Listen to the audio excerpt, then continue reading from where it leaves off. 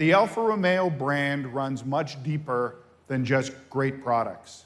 It is a brand that has an incredibly rich history, filled with legendary racing triumphs and tragedies, colorful personalities, and notable superstitions. For example, you may have noticed a green four-leaf clover on several of the Alfa Romeo vehicles on display and wondered, what is that all about? Well, let me briefly take you back in time to tell you the story. Back to 1923 and this car, the aptly named 1923 Targa Florio RL.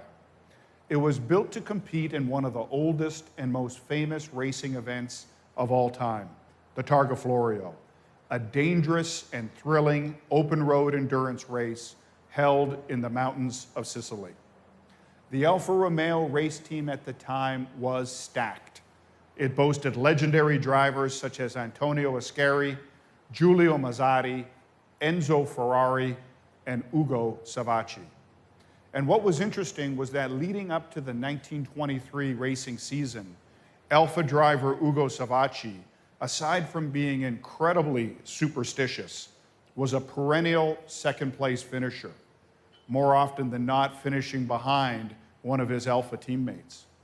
So going into the Targa Florio race in 1923, in an effort to banish his bad luck, the superstitious Savacci decided to paint a four-leaf clover on the side of his car for good luck.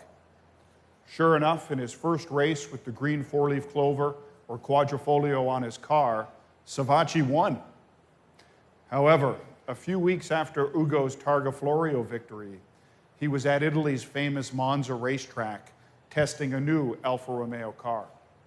But unfortunately, there was no time to paint his lucky clover on the car before hitting the track. And tragically, he crashed and lost his life. And a legend was born.